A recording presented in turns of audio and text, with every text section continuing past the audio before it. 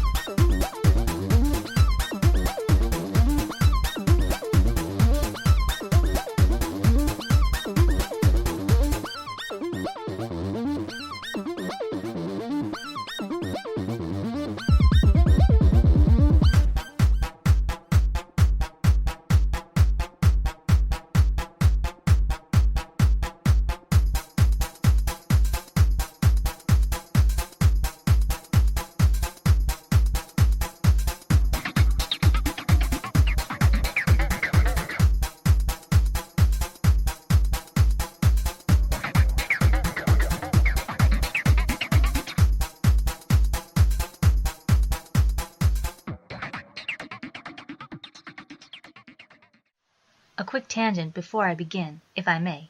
I realize that this choice may not seem very obscure, especially to fans of anime. That said, however, I still want to discuss it because it still may not be known to non-anime fans, and considering the sometimes less than positive reputation of manga and anime that some believe, I personally think that it would be a shame to not give such an epic story as this a chance just because of the style it's presented in. This goes back to the reason why I began this show in the first place, to spread the word about works that people may have otherwise overlooked. Okay, now that I've said my piece.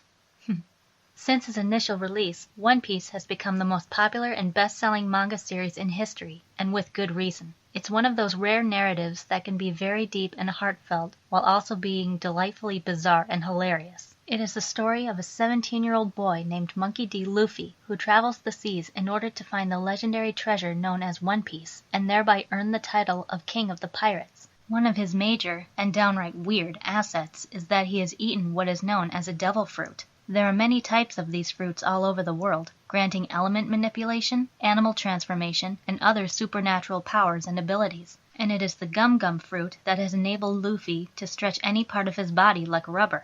The downside, however, is that whoever eats a devil fruit will never be able to swim again. Pretty ironic for a would-be pirate, right?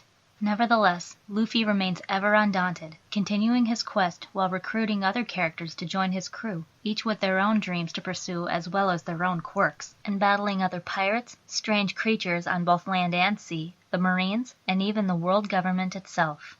Here, Oda gives us a plot that paints a highly romantic picture of piracy, much of which was inspired by real-life pirates, traveling around the world in search of hidden treasures that only the strongest can obtain, and reaping the rewards of adventure and freedom on the high seas. But Oda takes this to a whole new level by including numerous lands, cultures, and phenomena that no sane person would ever believe possible in real waking life. From islands of giants, dinosaurs, and never-changing seasons, societies of winged folk that live in the clouds, and undersea civilizations of mermaids and fish people, to portals leading to time-frozen ship graveyards, parts of the sea where no wind ever blows, a village-sized ship of ghosts and zombies, and an island populated entirely by men ever dressed in drag. Oda peppers this world with unparalleled imagination. At first glance, Luffy's crew appeared to be the epitome of motley, no pun intended, but they are as strong-willed and committed to their dreams as he is. As of volume 50 of the manga, his crewmates include Roronoa Zoro, first mate and former bounty hunter who aspires to be the world's greatest swordsman, and who also sleeps constantly and happens to have the worst sense of direction. Nami, a beautiful, authoritative, and sometimes greedy pickpocketing navigator who dreams of charting a map of the entire world. Usopp, the crew's somewhat cowardly, slingshot-wielding sniper who loves to tell tall tales of his supposed courageous exploits, and strives to become a brave warrior of the sea, just like his pirate father. Sanji, the suave, cigarette-smoking, kick-fighting chef, always on the lookout for any lovely young women to flirt with, while searching for the All-Blue, a legendary sea said to contain every type of fish in the world. Tony Chopper, a reindeer and doctor whose anthropomorphic abilities stem from the human fruit. His shyness and naivete belie his skill and expertise in medicine, driving his compassionate desire to cure every disease there is.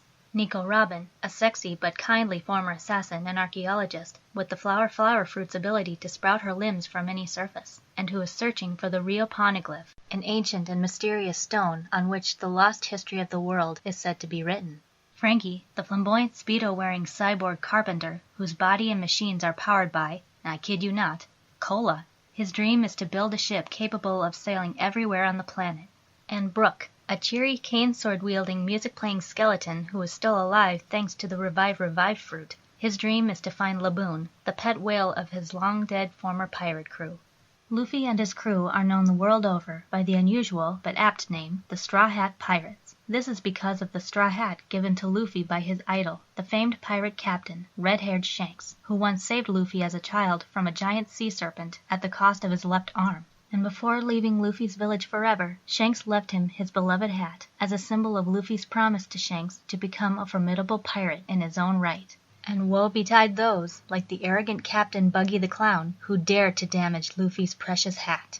One major aspect that makes this story so engaging is that it constantly blurs the line between good and evil, nobility and corruption. The Straw Hats want to be pirates, not to cause murder and destruction, but to follow their dreams, explore the world, and heed the call to adventure, most often acting less like a traditional pirate crew than an absurdly dysfunctional family on a permanent vacation. Luffy himself especially seems the least likely person to survive among bloodthirsty pirates, let alone become their king. When relaxed, he acts with the maturity and attention span of a 3-year-old and the intelligence and manners of an unevolved animal with an appetite to match. And it often falls to his own crew to play babysitter, so to speak, and keep him in line. One of the best examples of this can be seen in episode 131 of the anime. The crew arrives on a deserted island. Nami proposes drawing lots to decide who will collect food and who will guard the ship, and Luffy completely misses the point in his typical, adorably stupid fashion.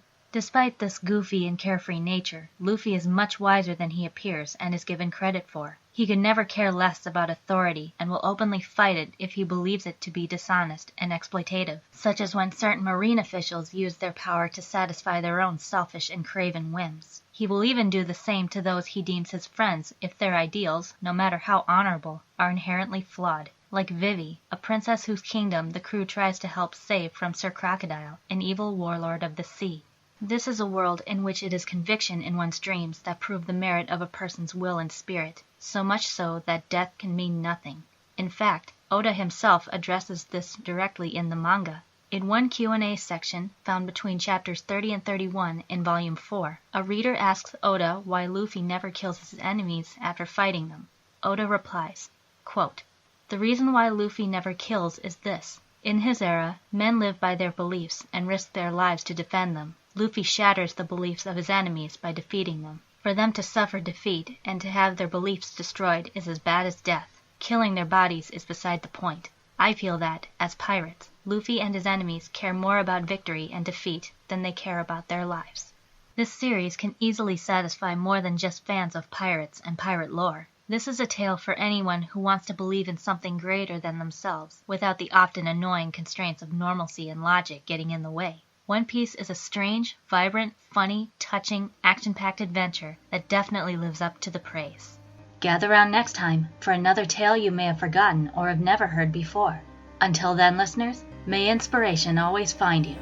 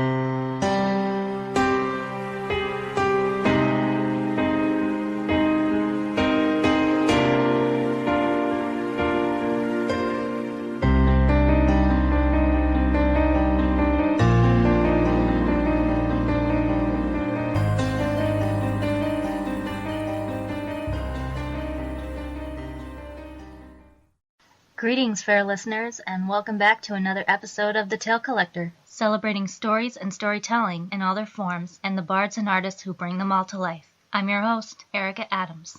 This first of my musical entries on this show is for all the lovers of both stories and their significant others. I believe, as I'm sure many of you do, that love is meant to be nothing less than sacred, not only a powerful emotion, but a vow that bonds two souls together and transcends both time and death. At the same time, however, I do realize how absurd and difficult, if not impossible, this idea is for others in this increasingly digitalized and cynical world of ours. Nevertheless, perhaps this entry will help make it seem a little less so, even if only for a short time.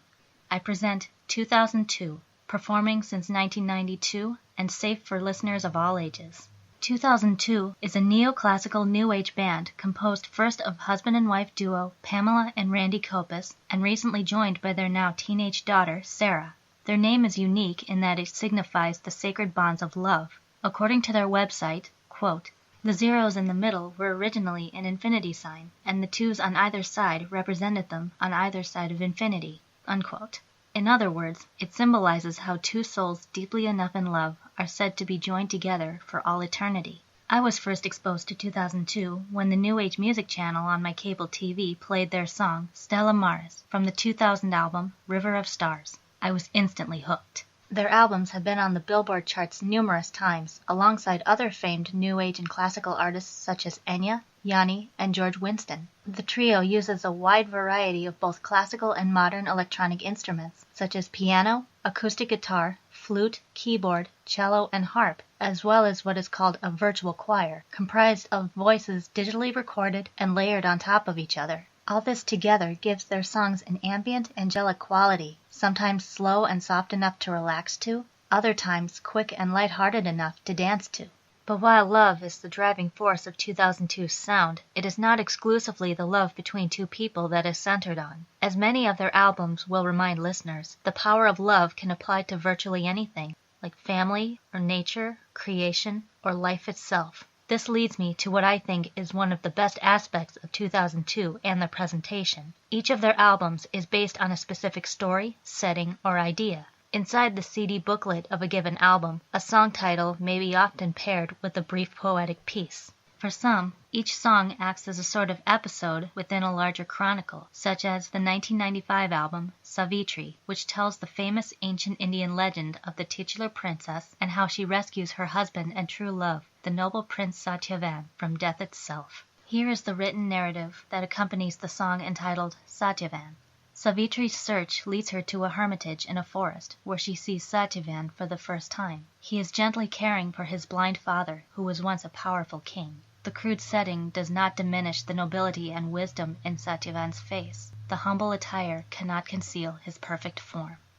Another of these includes the 1992 album Wings, based on the Greek myth of Daedalus, as he and his ill-fated son Icarus escaped the tyranny of King Midas by creating wings of feathers and wax in order to fly across the sea to safety. In spite of this myth's tragic ending, its message of freedom and the finding of inner peace is apparent throughout, but especially in its final song and its accompanying words, Temple of Apollo. Daedalus builds a beautiful temple in Sicily after his escape from Crete. The temple is in honor of Apollo, who represents life, healing, music, and youth. In other albums, each song may be its own tale set within the same universe. For instance, the 1998 album, Land of Forever, transports the listener to Ternanok, the fabled fairy island where time stands still, and a traveler, upon visiting the island even for only a day, may find that centuries have passed by in the real world, as illustrated by the song and its story, Falling Through Time. Oshin, a famed warrior, went hunting one day and saw the beautiful Niamh of the golden hair, daughter of the king of Ternanok. She sang a song of enchantment to him, and, deeply in love, he left with her. Her white horse ran lightly atop the waves of the ocean and into a golden haze in which Oshin lost all knowledge of where he was and for how long. The music of some other 2002 albums, on the other hand, may not form an overall plot per se, and instead may paint a more general but no less symbolic picture. The album Across an Ocean of Dreams is dedicated to the element of water and the way it has comforted and healed our bodies and inspired man's imagination for centuries. I think this concept is summed up very nicely in the excerpt of the first song, The Ocean Dreams. There are those of us who dream of the sea, who long to feel the crisp salt air filling our lungs and to hear the symphony of the waves and the singing of the gulls. Of what does the ocean dream? A cerulean sky, snow-laced mountains, or perhaps that we return for a visit? And Chrysalis focuses on the mysterious and magical phenomenon of the caterpillar's eventual transformation into a butterfly, as shown and heard in Dream Come True. Emerging from the warm security of its cocoon, the once earthbound creature stretches its new wings. The wind breathes gently upon them, assisting in its first flight. Here is a family whose music is intended to bring people together and to soothe those whose lives may be lonely or less than peaceful. The music of 2002 is nothing short of dreamlike, perfect to both lift the spirits and to ignite the imagination while putting the mind and heart at ease. Gather round next time for another tale you may have forgotten or have never heard before. Until then, listeners, may inspiration always find you.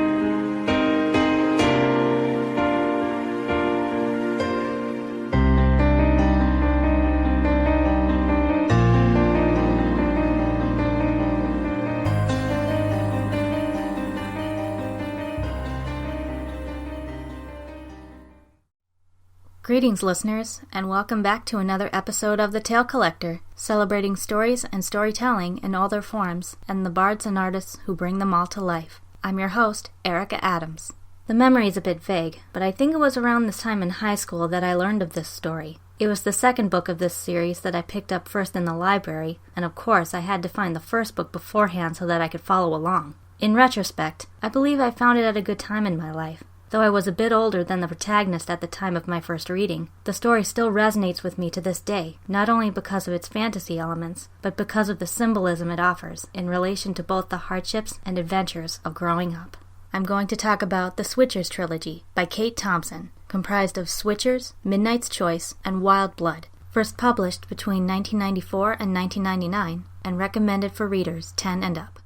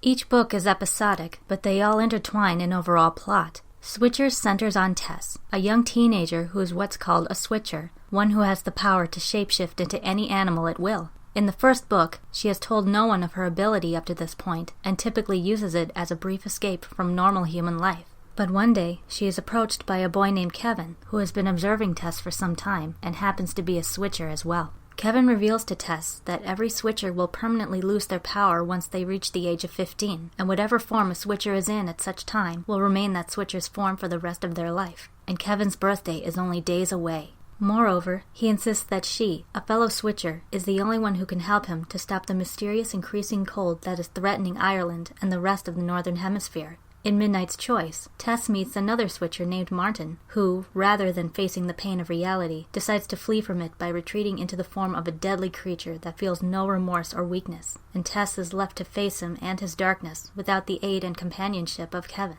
In Wild Blood, Tess, while visiting her uncle and his family in the country, is about to turn 15 herself and is agonizing over what shape to take for the rest of her life. But when her young cousins suddenly disappear in the woods, Tess must set aside her inner turmoil and find them before they and her abilities are lost forever.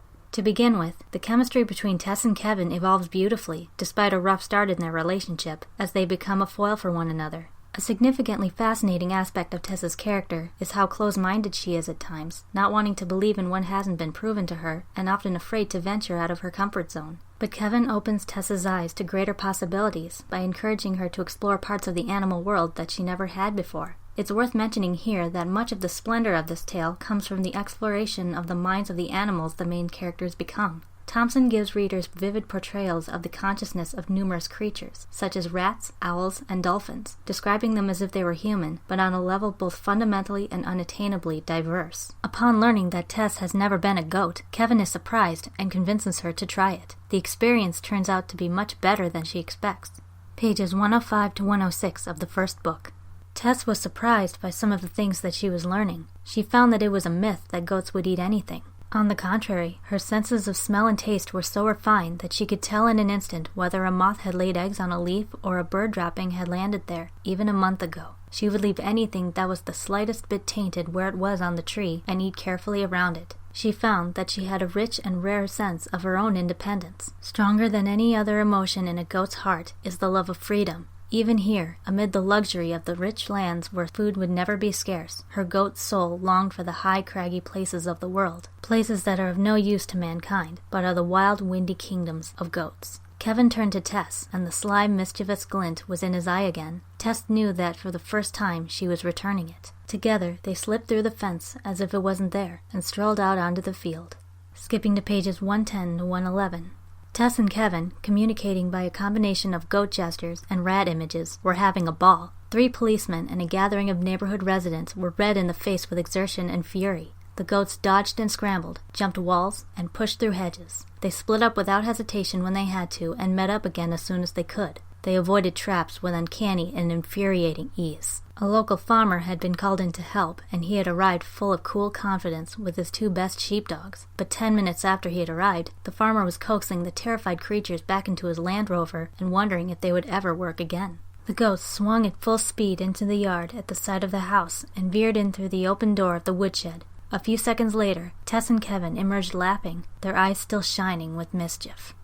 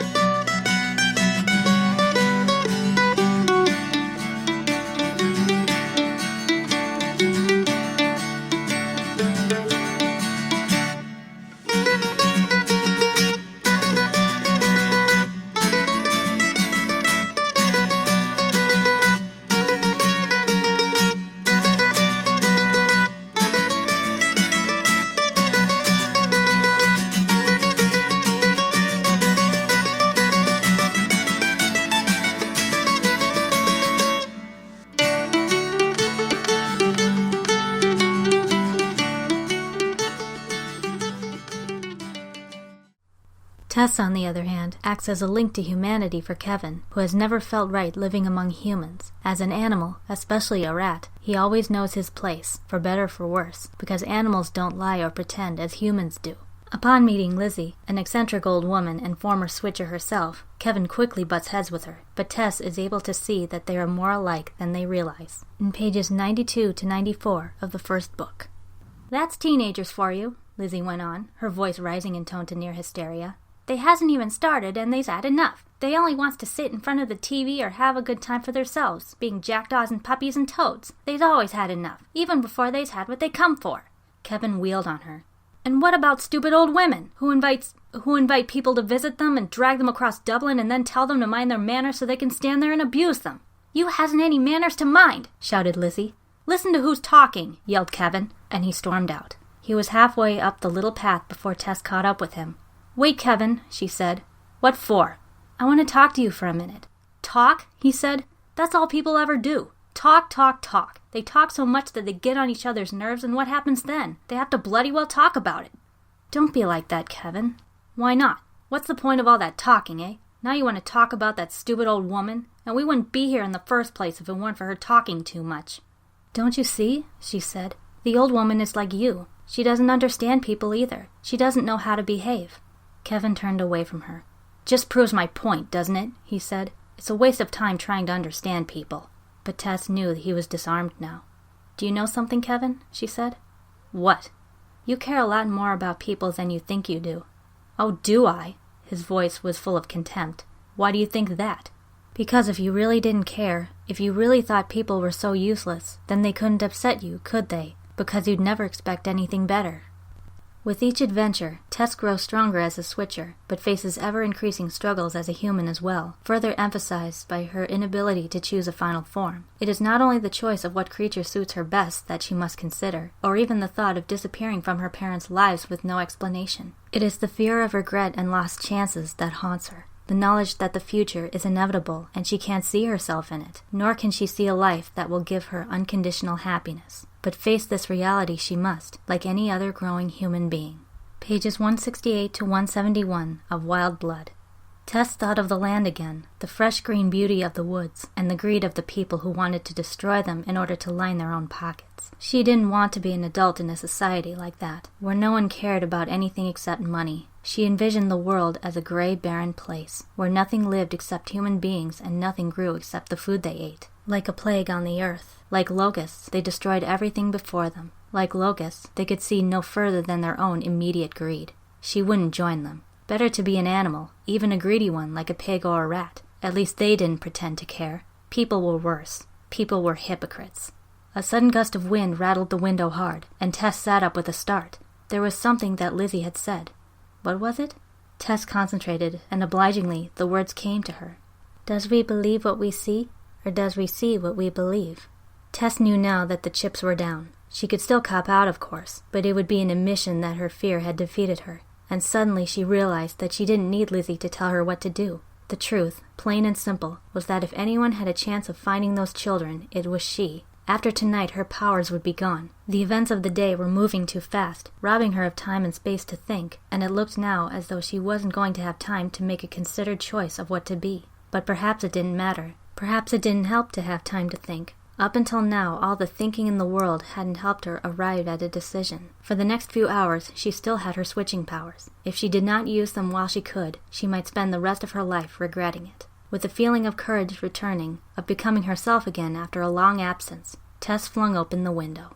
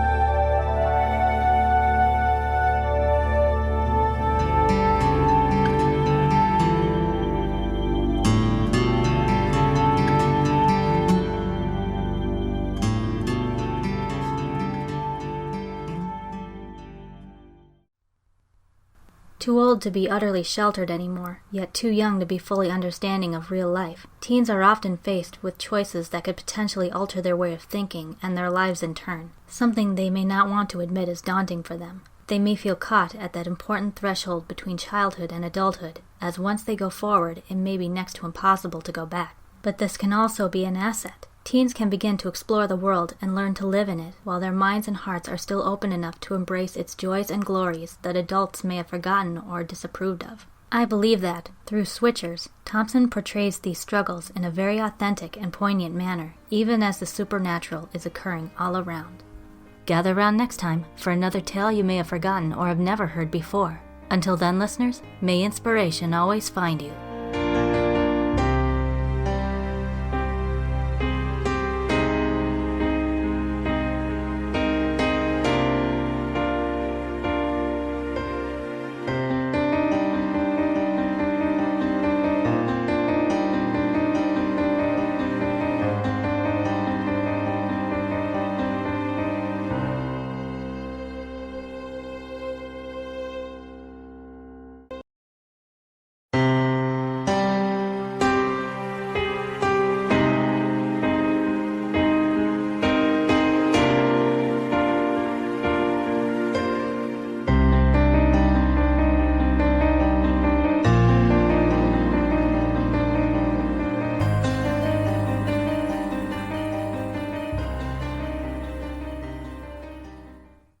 Greetings, fair listeners, and welcome once again to another episode of The Tale Collector, celebrating stories and storytelling in all their forms and the bards and artists who bring them all to life. I'm your host, Erica Adams. This time around, I'd like to honor a man whose name likely won't be familiar to those who don't regularly play video games or keep up with gaming news and events, but whose work is still definitely worth checking out. Fumito Ueda. He is well known for leading the Japanese development team, Team Ico, in creating their first game, also called Ico, which has become a cult hit since its release on the PlayStation 2 back in 2001. When a friend of mine lent her copy of Ico to me back when I was in college, I was captivated with both its visuals and its intricacies, in spite of its often confusing geography. No joke, if not for the guidance of YouTube walkthrough videos, I never would have completed Ico for the sole reason of my constantly getting lost. But I digress. Partly due to increased exposure, it was their next project that really cemented Ueda's name and that of Team Ico in the world, and most especially the art, of video games. I present to you Shadow of the Colossus, released for the PlayStation 2 back in 2005 and rated T for teen for some blood and fantasy violence.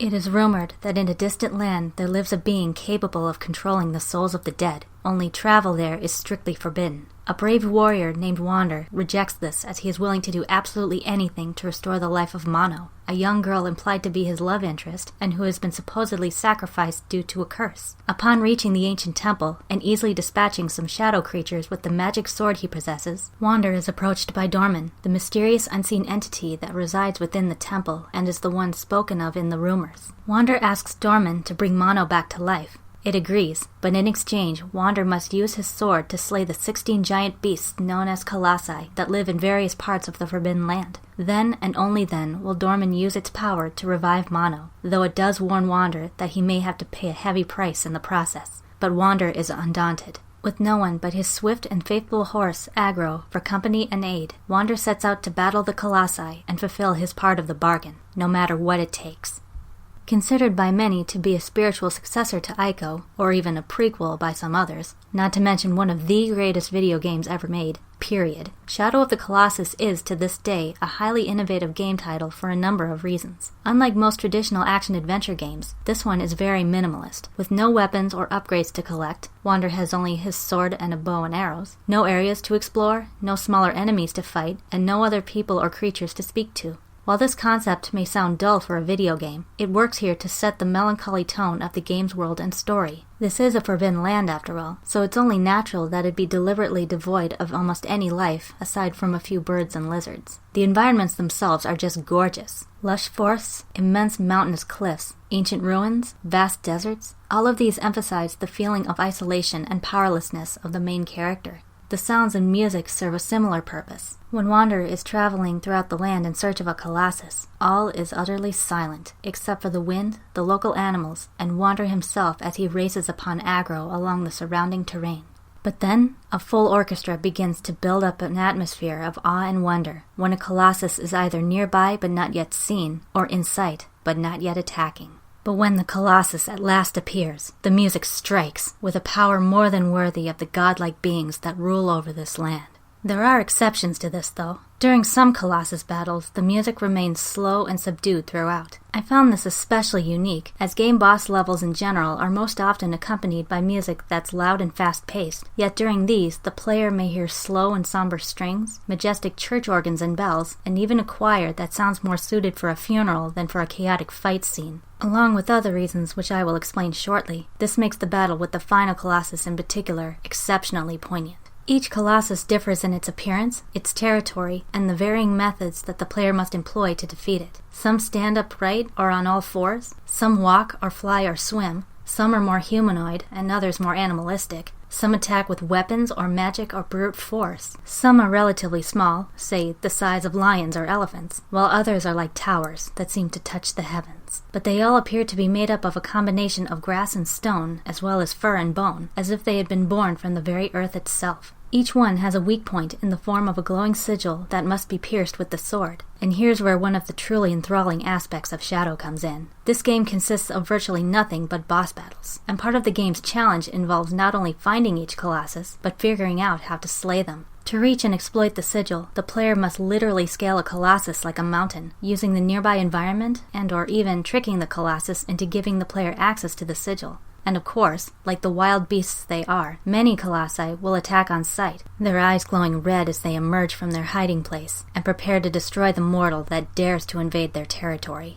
They will also try to shake Wander off as he climbs or runs upon their backs like an insect on a dog, or plunge into water or sand to get free from his grip before going in for the kill. And yet, despite how noble Wander's quest may seem at first glance, there are hints throughout the story that suggest he may be taking this too far. Dangerous and alien though the Colossi may be, like many other more earthly creatures, their beauty, grace, and power are to be admired and appreciated as a marvel of nature. Some of the Colossi don't even attack at all unless directly provoked. When a Colossus is defeated, a cutscene depicts its death. It lets out one final roar of agony. The light in its eyes fades out.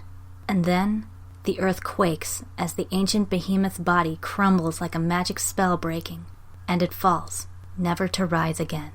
If the player passes the side of a fallen Colossus, it may look as though it had been swallowed back into the earth, a new hill covered in grass and rock, with little indication that it had ever been a living creature at all. By the time Wander reaches the 16th and final Colossus, so much will have happened that, rather than reveling in the glory of slaying these giant monsters, the player may possibly instead regret undertaking this mission. And besides all that, how does the player know that Dorman will keep its word to revive Mono?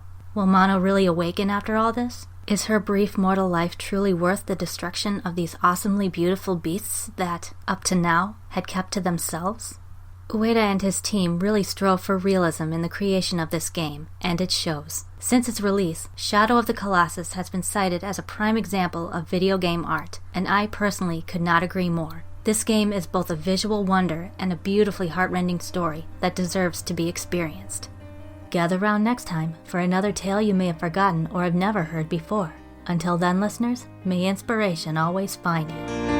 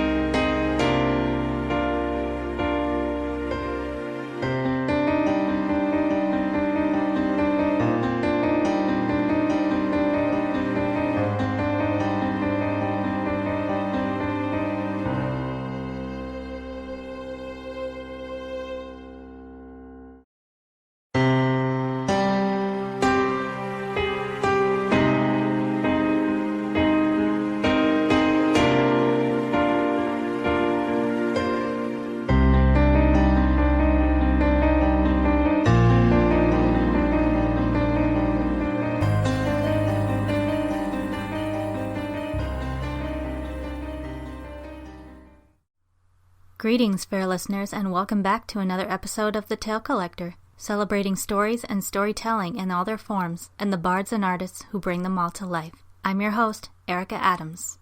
If there's one thing I've learned about living in Duluth, it's that praying for cold weather to warm up can sometimes be like praying for water to stop being wet. Even up until as late as April, we still get some sporadic snowfalls and harsh wind chills from time to time.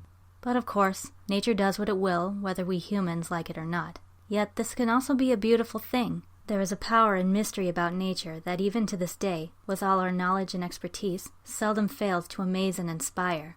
And who better to guide us through such a world than the children of nature herself? Fairies. Even better, fairies not simply drawn or painted on the page, but displayed before tangible backdrops in all of their three-dimensional glory. And so, with gorgeously magical settings, vivid descriptions of the natural world, and characters reminiscent of the incomparable Jim Henson's Creature Shop, famed sculptor Wendy Froud and fantasy writer Terry Windling have teamed up to present these literary gems, the Old Oak Woods series, comprised of A Midsummer Night's Fairy Tale, The Winter Child, and The Fairies of Spring Cottage, published between 1999 and 2001, and recommended for readers 9 and up.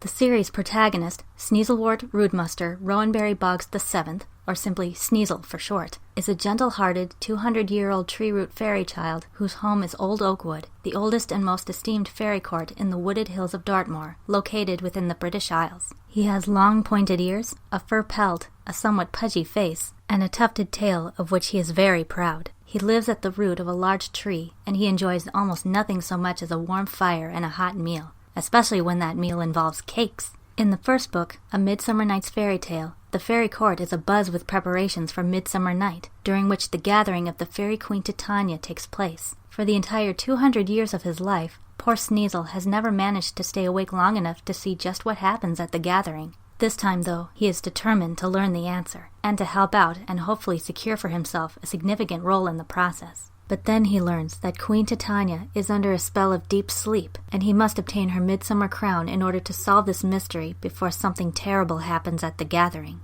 In the second book, The Winter Child, the fairies of Old Oakwood are once again very busy and excited, this time for Midwinter's Eve. The problem? Winter is nowhere to be found. Without the power of Lady Winter, dangerous creatures like the goblins, normally asleep during the cold snowy months, threaten to gather together and wreak havoc upon Old Oakwood. With the help of his best friend Twig, some friendly sorcerers, some elusive elementals, and a mysterious downy-haired fairy baby hatched from a golden egg, Sneezel sets out to find Lady Winter and restore the cycle of the seasons. Finally, in the Fairies of Spring Cottage, after narrowly escaping from a band of strange and aggressive stick-like creatures, Sneezel inadvertently winds up in the worst place possible for a small fairy like himself, in a house filled with humans. Sneezel must enlist the aid of a cheerful brownie that also lives inside the house, as well as some royal rat fairies, dolls that are able to come to life through fairy magic, and even a young human girl, in order to find his way home.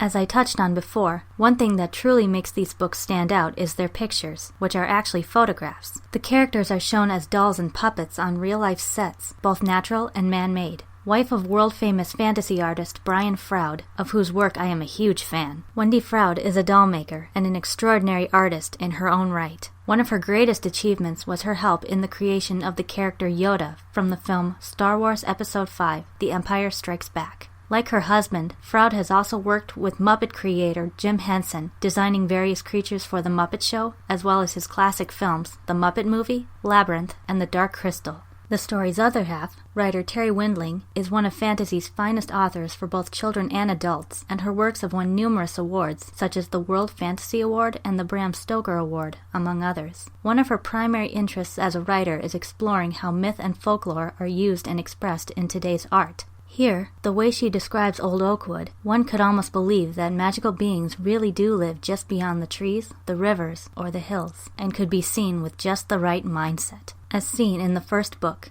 pages 4 through 6. Fairies are contrary creatures, but there is one way they are pleased to oblige us. To humans determined not to believe in them, they remain quite invisible, yet anyone who has ever suspected that nature herself has a spirit and soul can learn to see her children, the fairies, flickering through shadows of field and wood. Old Oakwood was quiet and still if you looked at it through human eyes, but Sneasel looked through fairy eyes and saw quite a different picture. The shadows were filled with woodland folk, fairies and foxes, brownies and badgers, piskies and porcupines, derricks and deer, all busy now with preparations for the gathering to come. Tiny green piskies harvested cobwebs, red-eared trolls gathered mandrake roots, and luminous flower fairies wove garlands of ivy and briar roses. Brownies with clothes of bark and moss painted white spots onto red mushrooms. Excited rabbits, always a nuisance, rolled in the leaves and scampered underfoot. Delicate sylphs flew overhead, pouring mist from silver buckets. Windling writes like a grandparent or older storyteller reciting a tale for children. Her words are so carefully chosen as if by a wise adult with strong knowledge of this magical world, yet they are simple enough so that children can be completely immersed in the tale. And speaking of children, Sneasel is a character that I believe many, both kids and kids at heart, could relate to. Little Sneasel is seldom taken seriously in spite of his good intentions. He is ungainly, somewhat gullible, and not especially strong or handsome. Thus he seeks reassurance that he indeed has a purpose in his life, as his wise uncle tells him on page 18. Starbucket filled his pipe with fairy herbs, then sat back in his chair. "Tell me, nephew, what brings you all the way to this part of the wood?" Sneasel, seated at his feet, looked up at the kind old troll gravely. "What happens on Midsummer Night?" "Wait and see at the gathering," the troll replied, eyes sparkling. "You'll go this year, won't you?" "Yes, but... Uncle Starbucket, I don't know what I'm supposed to do. Everyone keeps shooing me away. I want a job like everyone else, and I don't know what mine is." The old troll puffed on his pipe, considering. "All creatures must follow their natures, boy. You must do what you were born to do best." "But I'm not good at anything. I'm clumsy and get everything wrong. I mess things up," Sneasel confided, "and everyone laughs at me." "Well then, Sneasel, maybe that's your role. Maybe you're supposed to cause chaos and stir things up and make people laugh. Why, that's a fine job to have," the old troll assured him. "No, it's not," the little fairy mumbled, ears drooping around his cheeks. "Remember, the actions of the smallest fairy help or harm all of Old Oakwood. Have patience, boy. Wisdom is a thing you earn, not a thing you're born with." Sneasel's ears pricked up at this. "How do I earn wisdom, uncle?" "There's no recipe for wisdom, boy. Just trust your heart, for the truth of things isn't always clear to the eyes or ears. The world is filled with illusion, child. Not everything is as it seems, but the heart is where true wisdom lies, and you have a good one, Sneasel." Sneasel frowned, scratching his pelt. Adults always talked in riddles like this. He hoped that in another 100 years he would finally understand them.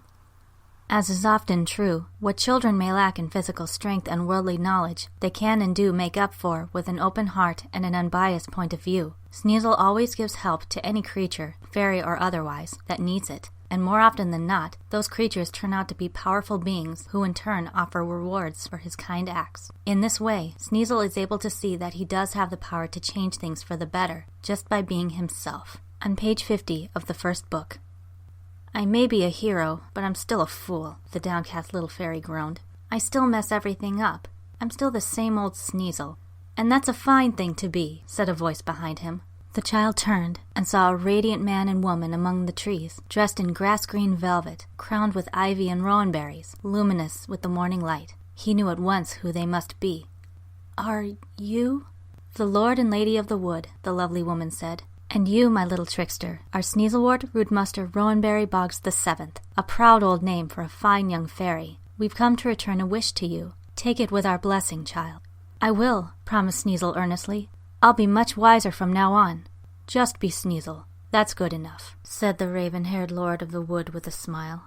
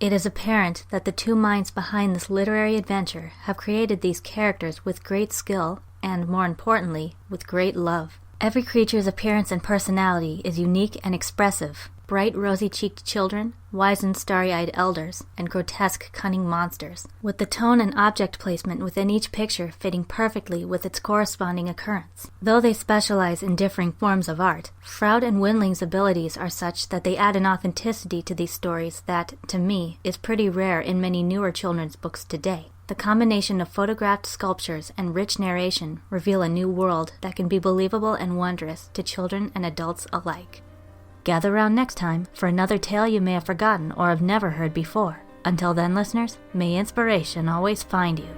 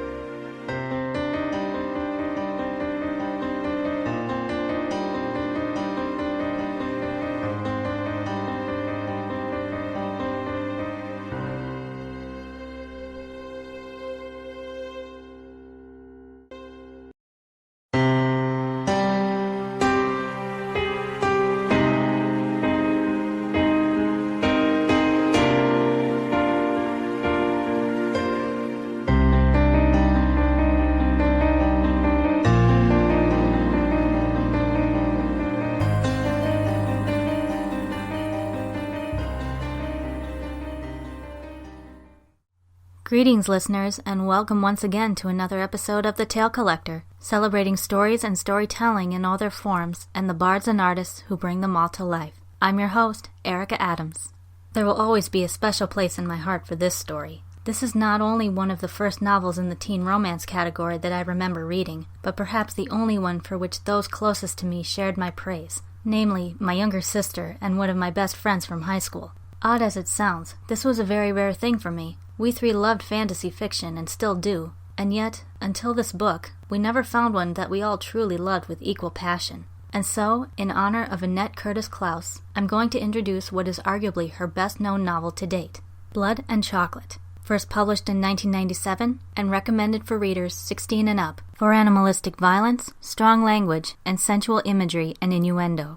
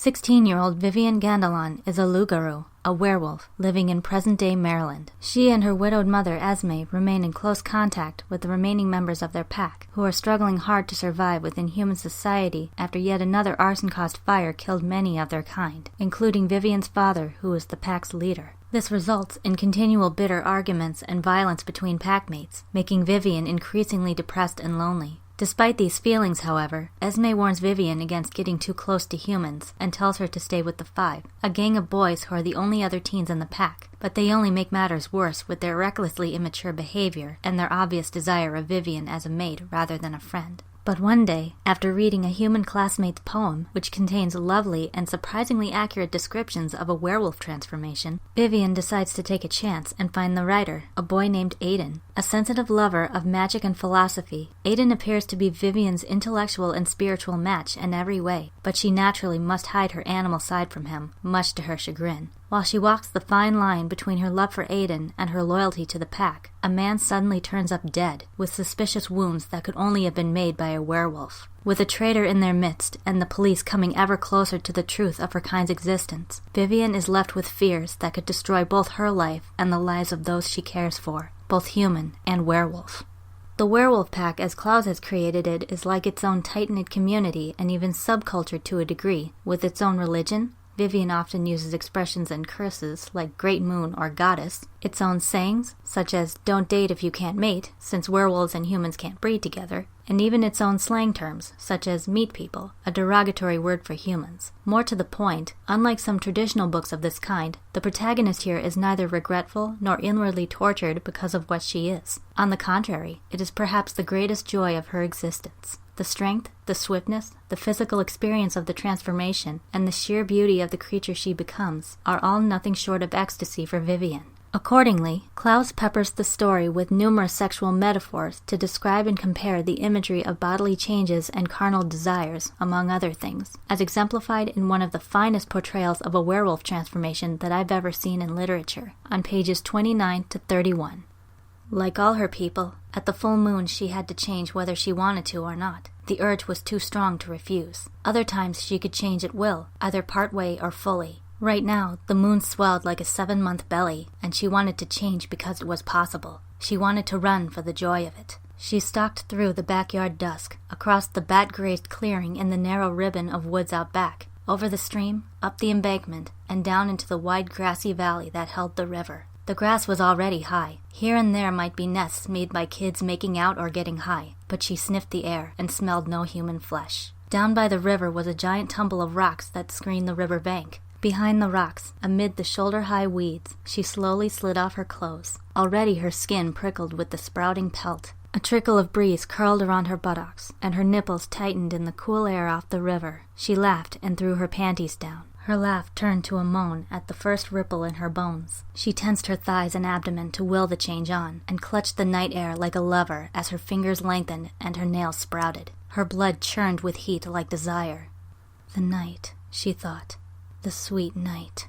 The exciting smells of rabbit, damp earth, and urine drenched the air. The flesh of her arms bubbled, and her legs buckled to a new shape. She doubled over as the muscles of her abdomen went into a brief spasm, then grimaced as her teeth sharpened and her jaw extended. She felt the momentary pain of the spine's crunch, and then the sweet release. She was a creature much larger and stronger than any natural wolf. Her toes and legs were too long, her ears too big, and her eyes held fire. Wolf was only a convenient term they had adopted. Those who preferred science to myth said they descended from something older, some early mammal that had absorbed protein matter brought to Earth by a meteorite. Vivian stretched and pawed at the ground. She sniffed the glorious air. She felt as if her tail could sweep the stars from the sky.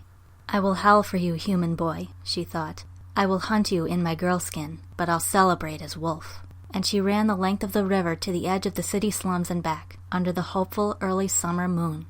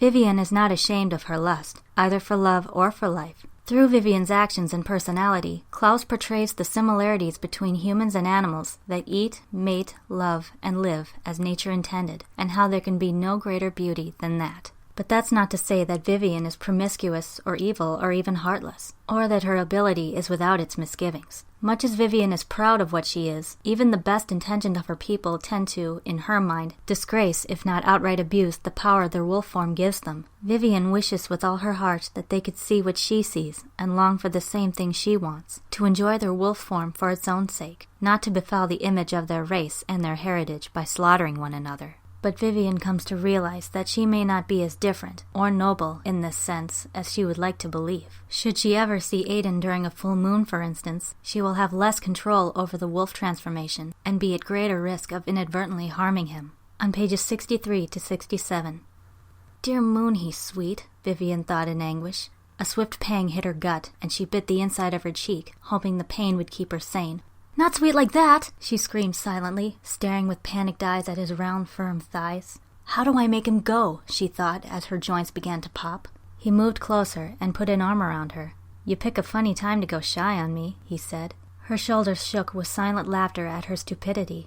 How could she think she could be intimate with a human? She detected an undeniable rippling up her spine, and a hardness came to her eyes and the corners of her mouth. She tested a new idea. "So what if I hurt him?" "Vivian?" Aiden whispered. It was a stupid thought. She doubled over and moaned. "I'm sorry. I'm so sorry." "What's wrong?" Aiden asked, surprise and concern in his voice. I think I'm coming down with the flu," she said. What a brainstorm. "Maybe you should go. I don't want you to catch it. But someone should look after you if you're ill." A spasm ripped through her, and the bones in her knees crunched. "Go! Please go!" she yelled, and scrambled for the window like a drunk, her legs refusing to obey. "I'm gonna be sick!" She dove onto her bed, rolled to the floor, and spidered out of the room on knuckles and toes. She reached the bathroom at the end of the hall and slammed the door behind her. Outside the window, the swollen moon leered at her over the tops of the trees. She shuddered with pain, and tears outlined her downy face. She had never known a time when she hadn't wanted the change, but now she was nauseated from holding it back. She clenched her hand, withdrew her shaking fist, and curled into a tight, trembling ball on the bathroom floor. "I won't go out," she promised. "I won't go out." If she did, she might follow him and stalk him to his lair. She shuddered into her final shape, raised her muzzle, and howled frustration at the porcelain tile. Her voice echoed about her like a curse. For all that he loves to consider the existence of otherworldly creatures and the mystical as a whole, Aiden is still very much a normal human boy with normal human perceptions of reality that Vivian, being a mystical creature herself, can't always agree or identify with. And as the mysteriously murdered bodies keep piling up, and a series of events begins to affect her memories of previous nights, Vivian can't help but wonder if she really is nothing more than an ugly, bloodthirsty beast herself, incapable and undeserving of true love.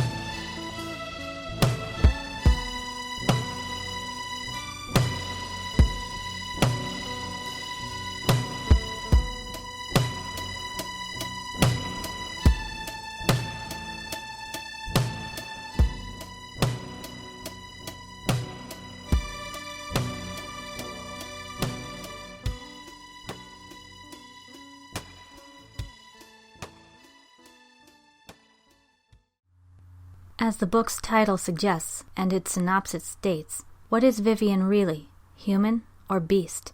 Which tastes sweeter, blood or chocolate? Like many teens her age, Vivian yearns for acceptance and answers to her questions of her place in the midst of a chaotic and unforgiving world, a struggle made all the more difficult when even the closest of loved ones offer neither guidance nor comfort, and those who could are gone forever. But as she pursues these answers, not once does she ever lose her inner strength or the determination to stay true to herself. A gorgeous blend of tragic teen love, identity crises, exciting wolf battles, and a murder mystery to boot, Blood and Chocolate is a rare delight for teens and adults looking for a fantasy tale that is as deep and smart as it is romantic and suspenseful. Gather round next time for another tale you may have forgotten or have never heard before. Until then, listeners, may inspiration always find you.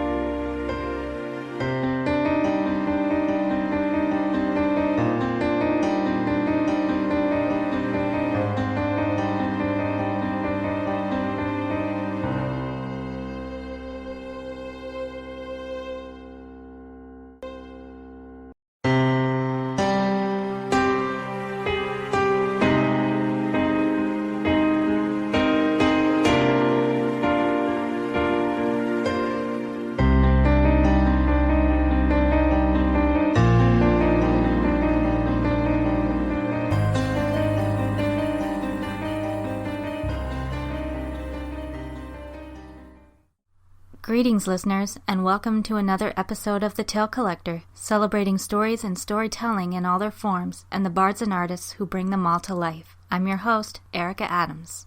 One morning many years back, I was listening to the radio while driving to school. I usually prefer one of my own CDs over the pop and rock of today, especially first thing in the morning. But truth be told, I was feeling kinda lazy, and I just wanted to occupy my mind with something else for the 15-minute drive, even if what I heard was totally forgettable in the end. It was around the time I was parking that a song came on, one which I had never heard before. When it was finished, I slowly turned off the car and just sat in my driver's seat for several minutes, the parts of the song I could remember playing over and over in my head. What in the world did I just hear? I kept asking myself. I'm serious, it was one of those moments. My mind had been completely and utterly blown. Not only was the tune pleasantly fresh and upbeat, but the lyrics seemed to describe, of all things, what sounded like someone, unable to sleep, dancing to the flickering lights and dreamlike flight of fireflies. Memorizing as many of the lyrics as I could, I vowed to look up the artist after my morning classes, and the rest is history. Please allow me to introduce Owl City, performing since 2007 and recommended for listeners 10 and up. Owl City is an indie-tronica/synth-pop music project created by Adam Young, a singer and songwriter hailing from Owatonna, Minnesota. It was conceived during a time when Young was suffering from insomnia. As a side note, I wonder if this is what helped to inspire the project's name. Owls are nocturnal animals, after all. In any case, in order to cope, Young recorded music in his parents' basement. He began uploading his songs to MySpace and then later to iTunes, along with continually maintaining a strong presence online with regular blogs. This gave him the listener attention he needed to eventually make a label deal with Universal Republic in 2009. While by no means his only project, it is easily Young's best known, under the name of which he has, as of 2016, released 5 albums and performed for soundtracks for such feature films as Legend of the Guardians, The Owls of Ga'Hoole, of course, Wreck-It Ralph, The Croods, and The Smurfs 2, not to mention singing a certain wonder-filled jingle for a charming little Oreo commercial back in 2013. Owl City borrows heavily in style from genres like disco, drone, ambient, and post-rock. The combination of the various sounds of the synthesizer, from popping to flowing to spiraling, and more traditional instruments such as guitar and piano, allows for a wide range of musical moods for its songs, from light, bubbly, and fun to otherworldly, romantic, and pensive. If I had to choose one word to describe Young's emotional sound, I think it would be sincere. Many songs of similar genres today, not all of them, I know, but as I'm sure at least some people will attest to, tend to focus on topics like money, sex, drugs, partying, or cheesy, superficial, quote-unquote, love. But Owl City goes off in another direction entirely. One of Young's greatest strengths as a lyricist is the ability to evoke feelings of youthful nostalgia, often for comedic effect. In the song Peppermint Winter, for example, rather than simply sing the typical elaborate praises of the beauties of Christmas, he takes time to reminisce about some of the more earthbound, and sometimes less pleasant, experiences of the holiday season, like slipping and falling on icy pavement, getting attacked with freezing snow by an older sibling, and, horror of horrors, getting nothing but clothing, i.e., 45 new pairs of socks, on Christmas morning. Similarly, he is a master at taking the most ordinary of subjects, like hair and wigs in Rugs From Me to You, or visiting the dentist in Dental Care, and turning it into something that's amusingly memorable, but not so far-fetched or pretentious that listeners, no matter what their walk of life, wouldn't be able to identify with it, sometimes whether they wanted to or not. There are some songs, however, that seem to take pride in their apparent nonsense, and these are among Owl City's best. The lighter-hearted ones, such as The Yacht Club, Hot Air Balloon, or Strawberry Avalanche, now there is a song title that stands out, are the kind that could come only from the dreams of someone with a very active and childlike imagination, something that Young definitely has in spades and is not at all afraid to use. Quite often, straightforward, if poetic meanings, if there are any, don't make themselves known. This is sometimes especially true of Young's slower, more intense pieces, like my personal all-time favorite Owl City song, How I Became the Sea. One theme Young uses constantly in his music is nature, especially if it is related to the ocean. Such an image may evoke ideas and symbols as vast and deep as the image itself. Of course, there have been numerous ideas brought forward as to the meaning of this particular song, and that's certainly okay. But as for someone like me, this exemplifies how it's sometimes better to simply allow oneself to be swept away by the tide of the music and its words for their own sake. A different, but no less powerful side of Young's creativity shows itself in his more faith-based music. A devout Christian, Young naturally speaks of his love for God in many of his songs. Some of these are traditional, by which I mean the message, quite plainly, is the loving and worshiping of Christ. These include his covers of well-known Christian songs such as In Christ Alone, How Deep the Father's Love for Us, and If I Stand. His original Christian pieces include the Christmas song, You're Not Alone, and My Everything. While these are most certainly enjoyable to listen to, there are other songs, like Angels, that stand out for more than just the inventive quality that Young is famous for. Here, the lyrics themselves seem to focus less on religious worship and more on the broad but comforting idea that we are not alone in this world or in this life. And thus we can allow ourselves, despite hardship and without fear, to be immersed in the miracle of living, and doing so in a world with so much wonder to offer. This is most likely due in part to my being agnostic, but I prefer this particular approach in Young's religious music, and not only because the words feel much more open to interpretation, much the way faith is by definition. It brings the appreciation of a higher power, sentient being or otherwise, to a fundamentally more human level. More to the point, it does so in a way that paints humanity as much more than just creatures of sin and weakness. It reminds us that we are also spirits of dreams, expression, creation, and love, both ready and willing to bring as much good onto the rest of the world as we are unto ourselves. To me, the music of Owl City mirrors the mind of one who has clearly thought a great deal of his life and his experiences, both good and bad. And yet, Young maintains a childlike optimism and whimsy throughout, not taking himself too seriously or pretending to be something he isn't, just in order to impress others. His shy and sensitive demeanor, along with his clear and almost boyish voice, belies a mind both brilliantly inventive and vividly profound, and a solid belief of humanity and the universe having been brought into existence out of love and with a purpose. A beautiful blend of surreal joy and down-to-earth wisdom, Owl City is an artist that encourages its listeners to dance to life and to smile at whatever it brings. Gather round next time for another tale you may have forgotten or have never heard before. Until then, listeners, may inspiration always find you.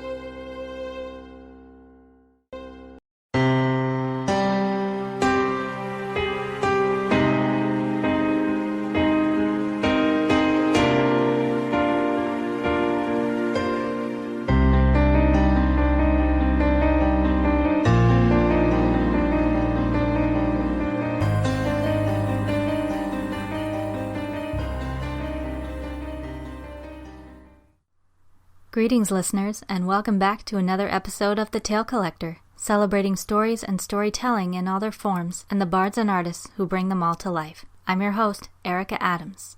Many, many years passed between when I first heard of this film and when I actually got to see it. Those who grew up in the 90s may remember Cartoon Network's Cartoon Theater block, when every Saturday night and or Sunday morning it would air an animated feature film, like Balto, the Bugs Bunny Roadrunner movie, The Land Before Time, and the like. Classic. Then, in late 1998, a Cartoon Theater promo aired for this movie. I'm not gonna lie, it was, at the time, the strangest looking movie I had ever been exposed to in my young life. Unfortunately, I missed it. And, of course, I never saw it on that or any other station again. But thank heaven for both time and the internet. I was at last able to watch it in full, not to mention make sense of that long ago promo, and later to finally buy the official DVD. For a while, I was beginning to think that it would never reach that point due to its history and consequent obscurity. More on that later. But hey, better late than never, right? Please allow me to present Twice Upon a Time, released August 5th, 1983, and rated PG for some crude language and frightening imagery.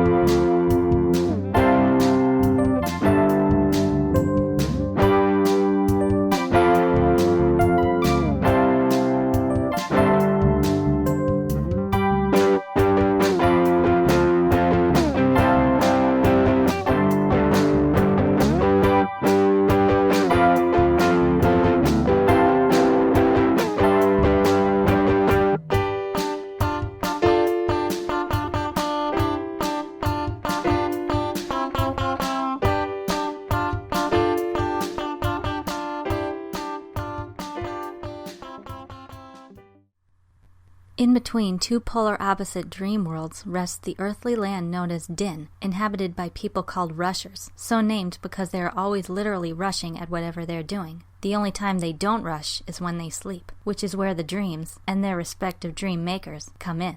On one side is Frivolity, where sweet and happy dreams are made to be delivered to the rushers of din by the gruff and pirate-like Greensleeves and his helpers, the figmen of imagination. Get it?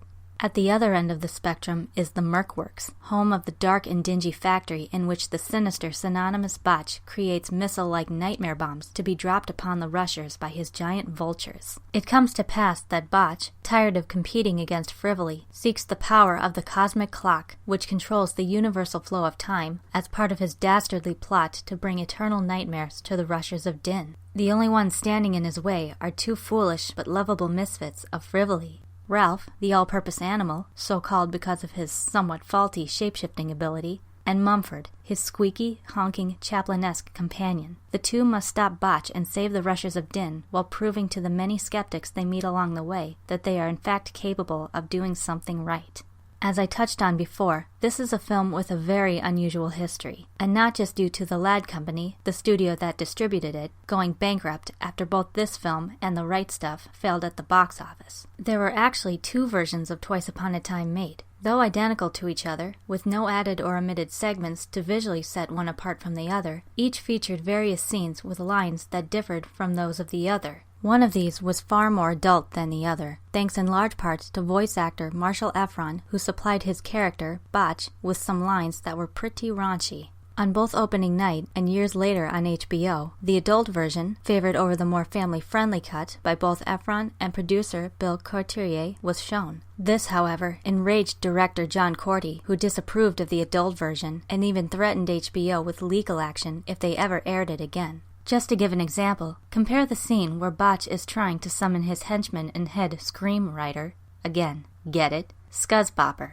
and that's one of the few differing scenes without curse words. Based on the research I had done on Twice Upon a Time, another reason behind its erratic release history, especially by the late 90s and early 2000s, is its datedness. Take the soundtrack, for instance. The songs featured in the film are performed by artists whose names very few of the younger generation are likely to recognize, except for maybe Bruce Hornsby. The ones whose names I hadn't heard of prior to seeing this film include Maureen McDonald, sister of Steely Dan and Doobie Brothers member Michael McDonald, and early 20th century bandleader and TV host Lawrence Welk.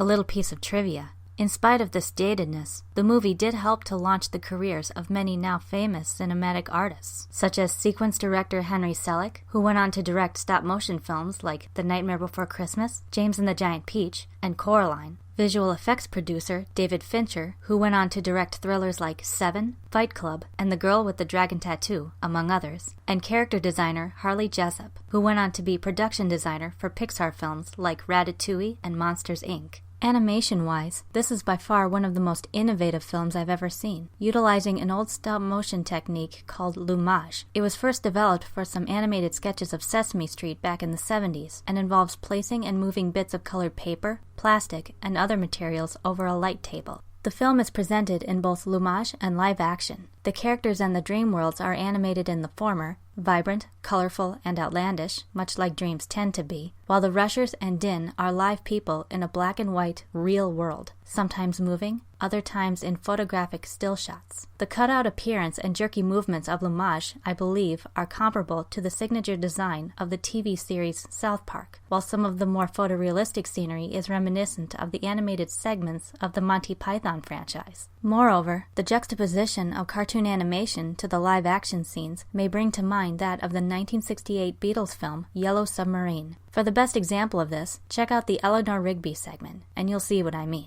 The two main protagonists are the type that you just want to go up and give a great big hug to, especially whenever they are being verbally abused by others, which occurs quite often by villain and good guy alike. The flat, drawling voice provided by Lorenzo Music, yes, Lorenzo Garfield Music, gives Ralph the quality of a stereotypical middle-aged drip, constantly rambling, rarely eloquent, and ever clumsy, but still as pleasant and adorably innocent as his teddy bear face. His mute and mimish best friend Mumford, though flaky, easily distracted, and curious to a fault, is also wonderfully expressive, energetic, and always there for his pal. Besides the appearance, it is the zany cast of characters that really make this film. Among others, there's the snarky, no-nonsense Brooklyn-accented fairy godmother, Flora-Fauna, a compassionate, albeit showy, anthropomorphic flower who longs to be a famous actress. Rod Rescueman, a jock-like superhero in training whose stupidity is as boundless as his physical strength. The aforementioned Scuzzbopper, a Groverish-voiced jester-like character who'd rather be a respectable author than a screenwriter the rest of his life.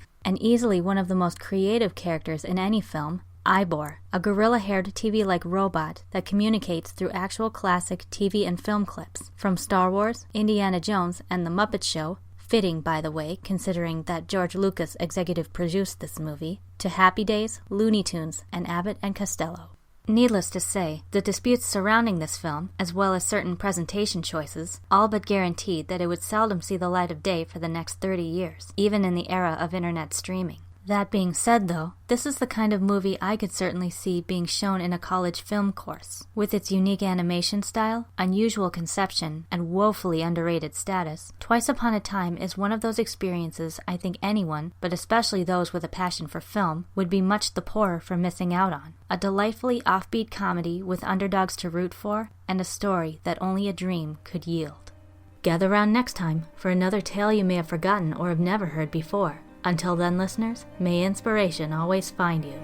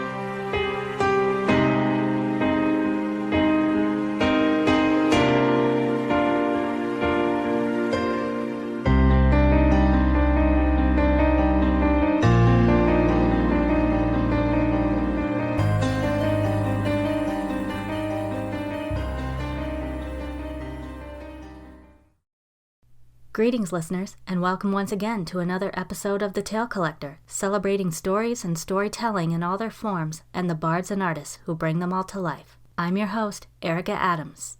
When I was first developing my blog for radio, I was hard-pressed to find a suitable theme song. I think I subconsciously had a sort of masterpiece theater vibe in mind, in the sense of a dignified representation of mankind's ability to create marvels with only words and thoughts. But I didn't want it to be as formal as all that. What I wanted was a sound that would create the feeling of coming together by a warm fire to hear a story before bed on a dark, cold night. I eventually chose a song called Mono no Aware, Opening. I have since retired it as my Tale Collector theme, but whenever I hear it now, I always remember the qualities that made me choose it. Spiritual, exhilarating, and nostalgic, just like the art of storytelling itself. This holds just as true for the man who wrote it. Please allow me to present Amethystium, performing from 1999 to the present, and recommended for listeners 14 and up. The ambient electronica neoclassical music project known as Amethystium is the creation of musician and composer Øystein Ramfjord of Trondheim, Norway. My apologies if I just butchered the pronunciation of those names. At the age of 14, using an internal sequencer, a guitar, and a stereo tape recorder, Ramfjord began to compose his own music. It was from this combination of musical experimentation and steady listening to electronic-based music in order to refine and establish his own individual sound that Amethystium was born. After his project achieved recognition through underground exposure and word of mouth, Ramfjord signed up with Neurodisc Records in 1999. Under this name, as of 2016, Ramfjord has released 5 albums, a greatest hits collection, and 2 EPs. In a March 2005 interview with Bert Strahlenberg of sonicimmersion.org, upon being asked about his project name, Ramfjord explains, quote, I think of Amethystium as a studio project/solo project of mine, occasionally involving other people. I don't consider it my personal artist name, as I'd rather not personalize it much. In a way, it serves partly as a way of musical expression without putting myself in the limelight. Amethystium's first 3 albums, Odonata, Aphelion, and Evermind, form what is now known as the Dragonfly Trilogy, so named because each album's cover art contains images of silvery dragonflies, whether as centerpieces or within backdrops of scenery ranging from natural to ornate to surreal.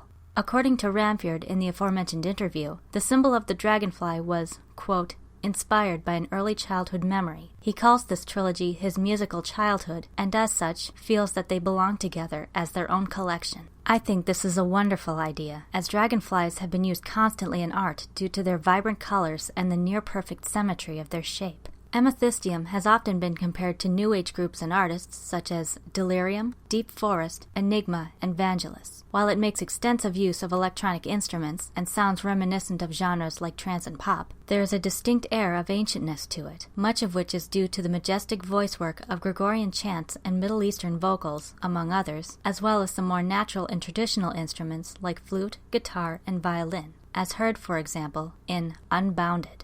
Whenever I listen to Amethystium, my mind goes dark. By that I mean I am reminded of darkness, though not in the way one might think. The darkness I mean is the kind reminiscent of falling into a deep sleep and conjuring up strange and fantastic dreams. In particular, this blend of melancholy and ecstasy, with a hint of danger added for good measure, puts me in the mind of the fairies of old, neither good nor evil, regal yet wild, childlike yet wise, heedless and free of the shackles of time as they dance in an eternal reverie.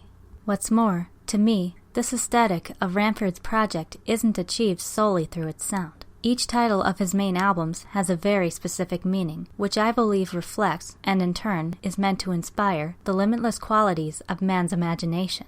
Going back to a prior topic, Odonata is the name of the scientific classification of carnivorous insects, including the dragonfly, which symbolizes, among other things, self-realization, mental and emotional maturity, and a deeper understanding of life, as mirrored within the metaphorically well-named 12th track, Ascension. Aphelion describes the point of a celestial body, like a planet or asteroid, which is furthest from the sun. Its 4th track, Ad Astra, likewise is a Latin phrase meaning to the stars. Evermind, according to the Lord of the Rings mythos of J.R.R. Tolkien, is a flower that typically grows upon the tombs of the dead. It is also called Everlasting Memory, and, interestingly, is said to resemble the Forget-Me-Not. This sentiment is echoed with beautifully forlorn reverence in its 3rd track, Shadowlands. The name of Ramfjord's 4th album, Isiblis, is a word I'm not familiar with, but if the brighter and less intense vibe in comparison to Ramfjord's earlier albums is anything to go by, the bliss part would certainly make sense. The word is even in one of the song titles, Frosty Morning Bliss. And his 5th album, Transience, the title of which describes the quality of being temporary or of lasting only a short time. This is represented perhaps no better than in its final track, Epilogue. Amethystium is a prime example of why New Age is one of my all-time favorite genres of music. Through his sounds, Ramfjord shows listeners a light that acknowledges the dark without abolishing it, rejoicing in the glory of running free into the warm embrace of the night, a time of wild joy and intimate mystery. Gather round next time for another tale you may have forgotten or have never heard before. Until then, listeners, may inspiration always find you.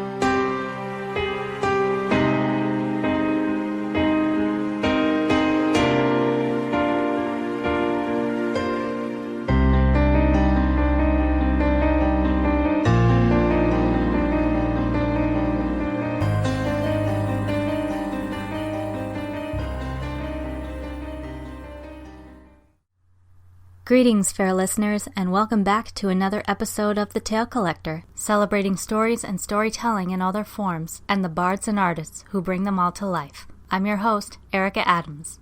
My memories of when this show first aired aren't all that vivid. but, somewhat to my chagrin, I remember very clearly my initial thought upon first seeing it. It was something to the effect of, "Oh, another Ninja Turtles knockoff." Not only was I dead wrong about this, but I feel like I really missed out on something truly unique. Though, looking back, it's entirely possible that the 7-year-old me wouldn't have been able to follow it anyway. Regardless, Toon Disney thankfully gave me another chance, just in time for my high school years when I felt that my understanding and tastes of fiction had matured greatly. Much as I was hooked on the anime shown during the glory days of Cartoon Network's Toonami, this was a very nice change of pace for me during those years, especially considering that it was made by an animation company that, even to this day, is better known for creating both films and TV shows that are cute and funny rather than dark and complex. From Walt Disney Animation, let me bring you Gargoyles, premiering October 24th, 1994, and recommended for viewers 8 and up.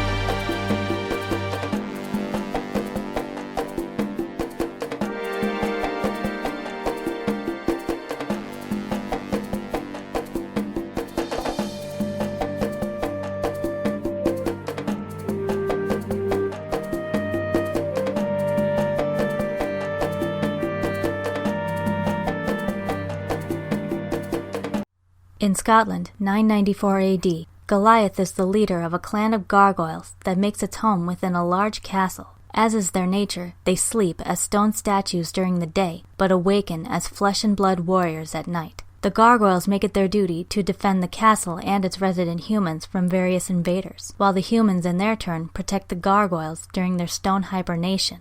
In spite of this arrangement, tensions between both races run high, as the humans fear and shun the gargoyles for their demonic appearance, while some gargoyles feel insulted by the humans' ingratitude. Things really come to a head, though, when a heinous act of human betrayal leaves most of the clan dead, and Goliath and only 5 other survivors frozen in a permanent stone sleep, only to reawaken in the radically different world of Manhattan, New York in 1994, having been transported and revived by the cunning billionaire David Xanatos, who wishes to use the gargoyles to serve his own ends. With the aid of the tough but compassionate NYPD detective Elisa Mazza, Goliath and the remainder of his clan must battle Xanatos and other villains, both modern and magical, to protect themselves and each other while trying to adjust to the 20th century world they must now live in. While the show technically has no credited creator, the title of co-creator has since unofficially gone to then Disney executive Greg Weisman, who made the original pitch of the show and went on to co-produce it. In its early stages, Gargoyles was much more lighthearted, influenced by comedy in the vein of Disney's Adventures of the Gummy Bears. This is turning into quite the blast from the past, isn't it? In time, however, it became much more serious in tone, its best comparison today still being Batman the Animated Series. On that note, this show realistically, but not too heavy-handedly, addresses one of the greatest issues still plaguing modern society today: racism. One of its most rare and admirable qualities is that it encourages, if not forces us, to take a good long look at ourselves as human beings. In Disney's portrayal, gargoyles are seen as unnatural creatures or monsters. In reality, they are as refined and intelligent as humans, while being animalistic enough to maintain a sort of inherent purity, capable of surviving almost anywhere, and having neither need nor desire for material possessions, or to exploit, enslave, or harm others, especially the weak. This is illustrated brilliantly by the show's exceptional ensemble cast. While gargoyles typically don't have names, Goliath was named by his Scottish charges after the famed, though controversial, biblical figure, his physical strength, intimidating demeanor, and combat skills being the stuff of nightmares to any who would seek to harm him or his protectorate. But unlike his namesake, Goliath the Gargoyle has all the qualities of a great leader and role model: just, patient, open-minded, and always putting the safety of others above his own. Despite the callousness with which humans treat him daily, Goliath nonetheless fulfills his mission of protection with dignity and honor. This presentation is further enhanced by Emmy-winning actor Keith David, who provided Goliath with a deep, authoritative voice, capable of both gentleness and wrath, and more than suiting the nobility of his character. Furthermore, the 2 recurring villains each represent some of the worst aspects of the heart of any sentient being. Xanatos, not unlike many humans, is a master manipulator, arrogantly treating almost everyone and everything as either a business opportunity or a game in which the winner takes all, and always with a tranquil eye and a suave smile on his face. The other primary villain is Demona, a rogue gargoyle and, tragically, Goliath's former lover. While Goliath believes that not all humans are evil just because gargoyles have been hurt or killed by some, the deeply embittered Demona sees only humans' apparent foolishness, greed, and treachery. Ever devious, frighteningly vengeful, and as cold as she is lovely, she now wants nothing less than complete genocide upon every human on the planet, and she will not hesitate to kill even her own kind should they stand in her way. Acting as a foil for both is Elisa. To make one TMNT analogy, she is to the gargoyles what April is to the turtles. She acts as their guide and link to the modern world, able to access places and information they can't, and offering invaluable companionship in a domain even more dangerous and cruel to their kind than ever. I think it worth noting that Elisa herself is non-Caucasian, having an African-American mother and a Native American father. Though she is naturally confused and fearful of the gargoyles at first, she comes to admire and respect them, not only as close friends, but for the true heroes they are. Goliath's fellow gargoyles are also a joy to watch, each named, by themselves, after a New York landmark, and each with different personalities that still mesh very well. There's Hudson, the group's elder and veteran soldier who guides the others with his wisdom and experience. Brooklyn, a bit sarcastic and rebellious, but quick-witted and always ready for combat. Broadway, an overweight gargoyle whose love for books and old movies is matched only by his love for food. Lexington, the youngest, who is fascinated by technology and loves to tinker with gadgets and machines. And Bronx, a dog-like beast who serves as the group's fiercely loyal pet and companion.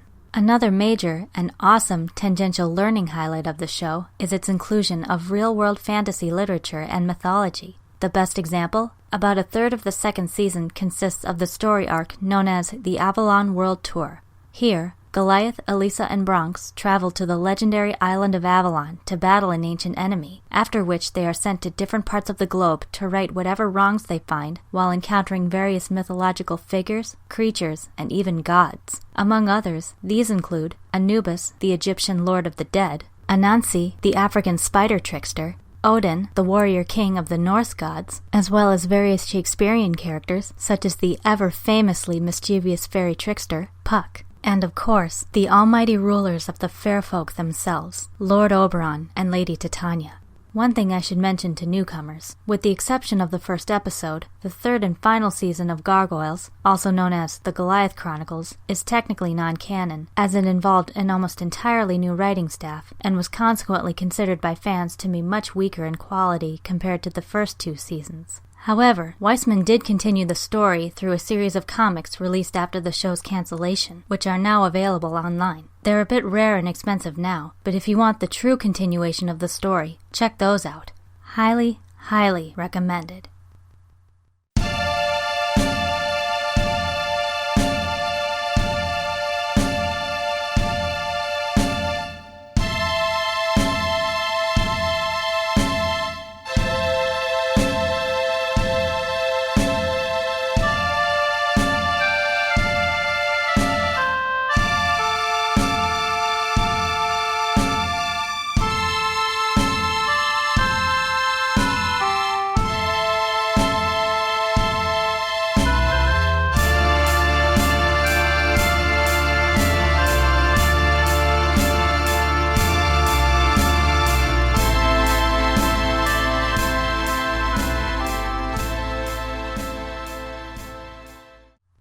To help sum up, here are some excerpts from the introduction to Clan Building Volume 1 by ElfQuest creator Wendy Pinney. Quote, "To say the least, we human types are complicated. We're able to be both frightened by and, at the same time, drawn to the very thing we fear. Gargoyles went where no cartoon series has gone before, deep into the realm of human meets other. And what is other? Something that's like us, but unlike. Alien, older, primal, not bound by conventional wisdom or law, something magical, powerful, beautiful, and terrifying that makes us yearn for a lost part of ourselves. Humorous and thrilling in the vein of classic Disney, humbling and philosophical regarding the human condition, Gargoyles is a good old-fashioned superhero show with a healthy dose of crime drama and action mixed with sword and sorcery romance and adventure that both kids and adults can really sink their teeth into. Gather round next time for another tale you may have forgotten or have never heard before. Until then, listeners, may inspiration always find you.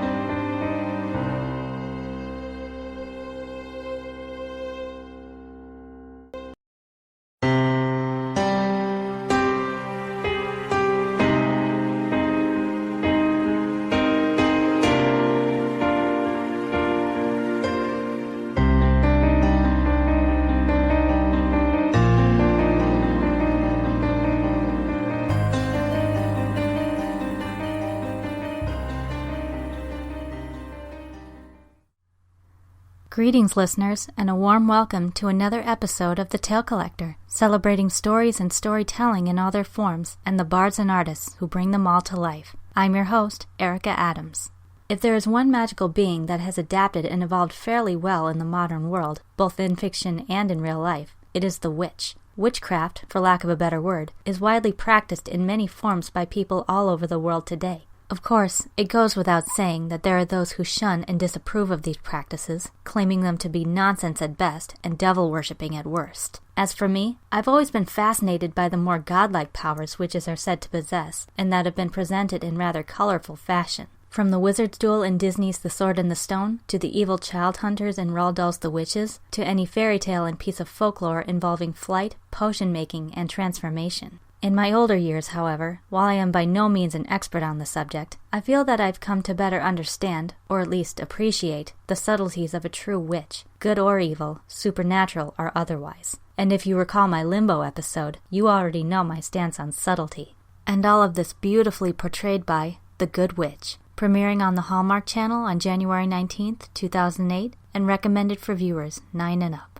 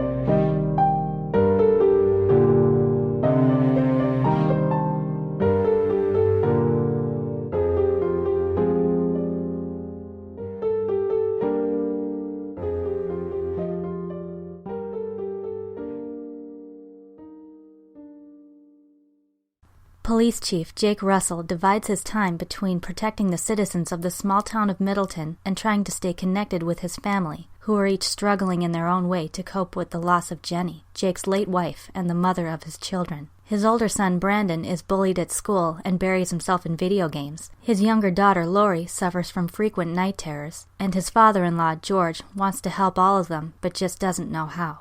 But one day, while investigating reports of strange activity at Grey House, a local mansion said to be haunted, Jake is surprised by the appearance of Cassandra Nightingale, the secretive raven-haired new owner of Grey House. Soon after, unusual and unusually good things begin to happen, as Cassie utterly fascinates those she meets with her knowledge of herbs and folklore, while offering them much more than simply a hot meal, a kind word, and a listening ear. But there are some residents who take umbrage to Cassie's eccentricity, like the mayor's bossy and meddlesome wife, Mrs. Martha Tinsdale. Whichever side the people take regarding their opinion of Cassie and her spiritual ways, one question ultimately remains. Is Cassie a real witch?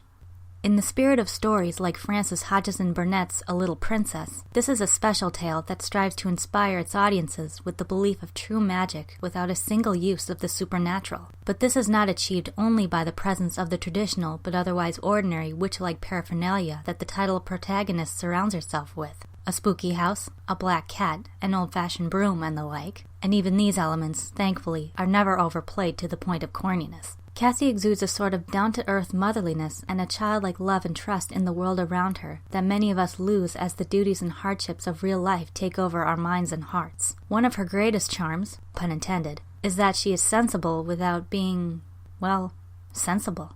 For one, she almost never gives commonplace answers to questions or comments that we all typically take for granted. Her words are always refreshingly sage, whether for their kind of truthfulness that we've come to forget, or for the way they exceed expectations and kindle the imagination. More than that, she doesn't just help others in need, she gently gives them direction so that they can help themselves. We tend to focus so much on finding practical reasons for doing or not doing something due to some kind of inner fear. But Cassie seems to know exactly what everyone needs and how to put them at ease enough to utilize it, whether it's to help a child with her bad dreams, an old man yearning for his homeland, a woman whose love life wants a boost, if you know what I mean, and a boy troubled by a nasty bully.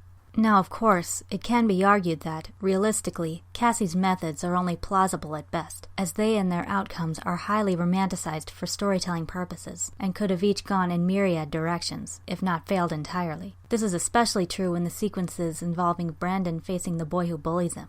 That said, though, I don't think that knowledge should deter our attention from the fact that this is meant to teach compassion and empathy for others, as they may be quietly struggling with their own personal demons. And then, there is Martha. You know those people who preach what sound like noble intentions on paper, but who are so darn self-righteous about it that it makes you want to do the exact opposite?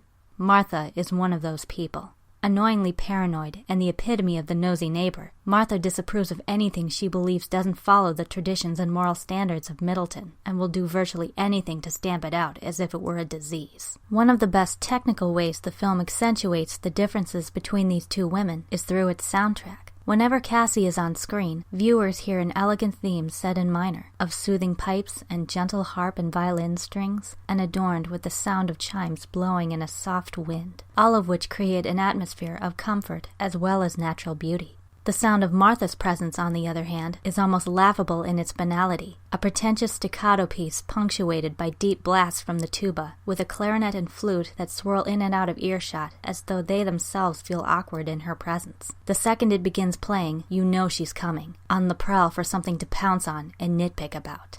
And stuck in the center of the debate is Jake. I think, in a way, the character of Jake is meant to represent viewers, a reasonable person with sometimes unreasonable problems, who nonetheless always strives to do what is right for those around him. In the case of Cassie, however, this unfortunately leaves him torn between pacifying the deeply suspicious citizens, including even the mayor, and spending time with Cassie, toward whom he grows increasingly attracted, for her beauty, kindness, and acceptance of others for themselves, no matter what their background, their mistakes, or their past. But in spite of all of that, though serious and strict when the situation calls for it, Jake's mind and heart are open to new people, new things, and most importantly, new ways of thinking, allowing him to realize, and showing the audience in turn, that if something, however unusual, heals and inspires people in the end, why does it need to be questioned or destroyed just for the sake of our own conventional comfort zone?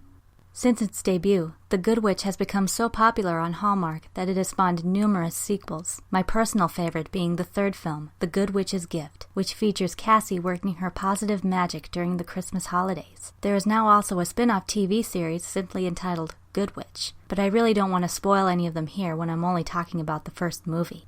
The Good Witch is less about witch stereotypes and more about ordinary people given new ways to see the extraordinary in the world around them. The true strength of this gorgeous film is its humble yet transcendent moments meant to revive the desire for new adventures and new chances to change one's life. Its primary message being that with enough faith, both in oneself and in others, anyone is capable of working miracles. And who knows, you might be amazed and enchanted by what you find in return.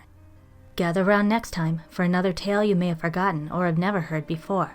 Until then, listeners, may inspiration always find you.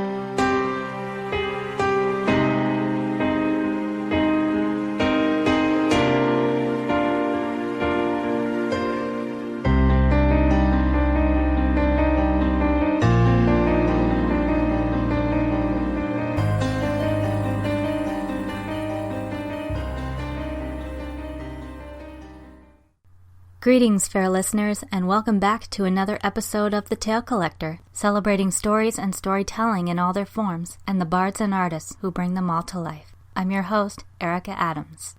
I have my late maternal grandparents to thank for this one. May they rest in peace. When my little sister and I were kids, Grandma and Grandpa would often record various cartoons and movies on VHS tapes for us to watch and enjoy at our leisure. On one of these tapes were some of the BBC animated TV adaptations of the works of Beatrix Potter, better known collectively as the anthology series, The World of Peter Rabbit and Friends. As I was a very poor reader as a child, this proved an apt introduction to Potter's beloved characters. Peter Rabbit, Benjamin Bunny, Tom Kitten, Jemima Puddle Duck, the list goes on.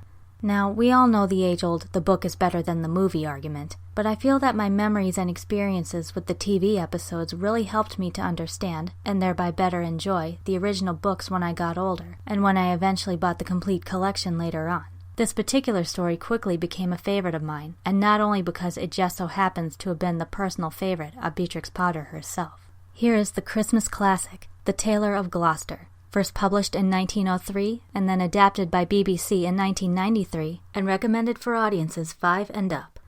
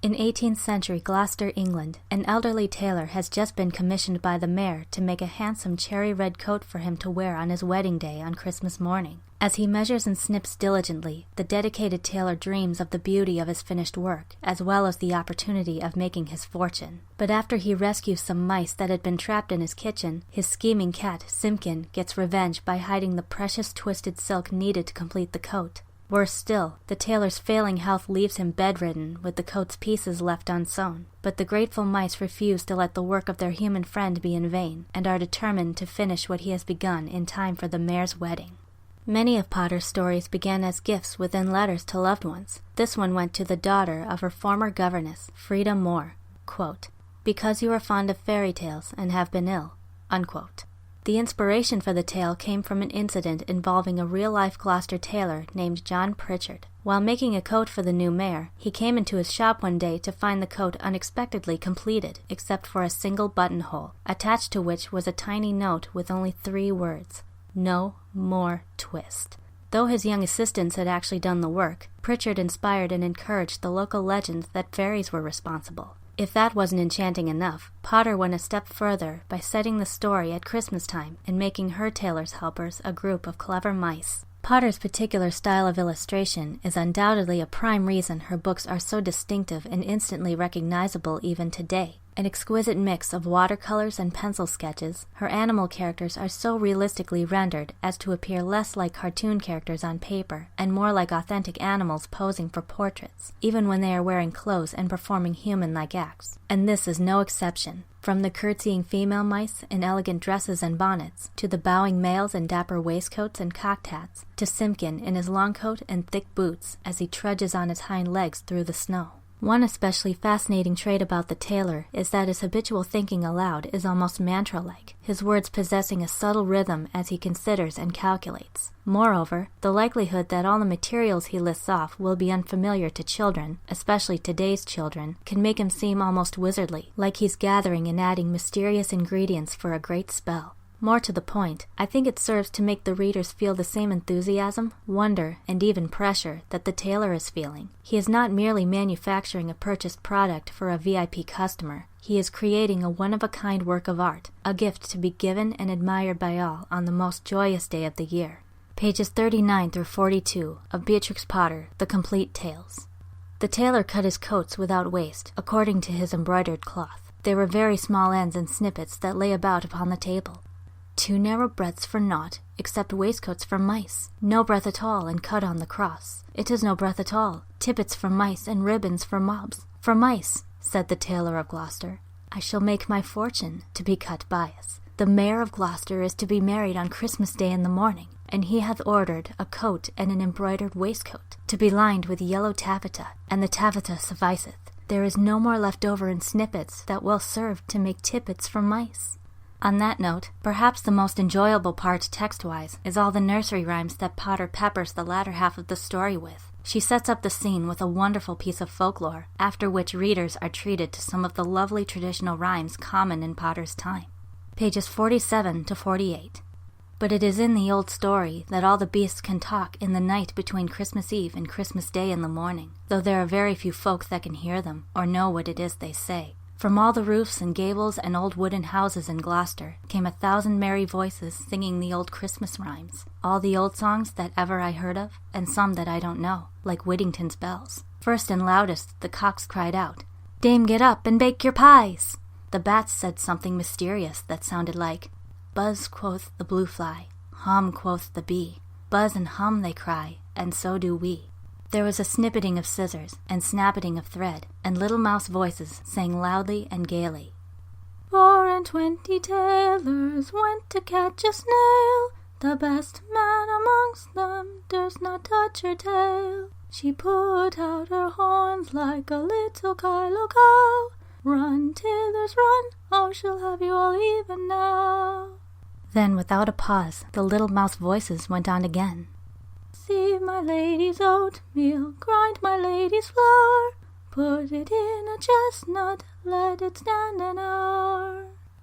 And now that my listeners are very likely wondering where I got that lovely tune from, the BBC adaptation adds some scenes that weren't in the book, but they don't take away any of the magic of the original. In fact, I think they enhance it. The TV episode, like the others in the series, opens with a live-action Beatrix Potter, played by Neam Cusack, just before she sits down to write her letter and thereby begin the story proper. Though it has nothing to do with the narrative itself, the scene where Potter watches a group of children singing carols outside her door is simply adorable. From the smallest boy trying unsuccessfully to sing and an older girl reaching over to flip over a songbook, which had apparently been upside down, to the hands of all the little carolers eagerly grabbing at the plate of treats offered by Potter's maid, Daisy. There is also a subplot involving a mouse tailor who's trying to make a coat of his own. In the book, there is a single picture of what appears to be him trying to fit a vest on another mouse, but here he is a far more developed character. Part of why he is so endearing is his almost childish excitement, and that of his family of younger mice, by the prospect of the creation of both coats. He similarly enjoys imitating his human counterpart, making snipping motions with his fingers as the human tailor uses scissors, or tapping his face thoughtfully with his spectacles, among other mannerisms. And speaking of characters that shine, I am still especially impressed by how effortlessly Simpkin shifts from mewling, growling cat to silken-voiced scoundrel, while still maintaining a very human intelligence throughout both semblances. Now, I don't know this for a fact, but I wouldn't be surprised if Simpkin's voice actor actually did all his animal noises as well as his speaking and singing parts, as they sound very similar both in tone and in feeling.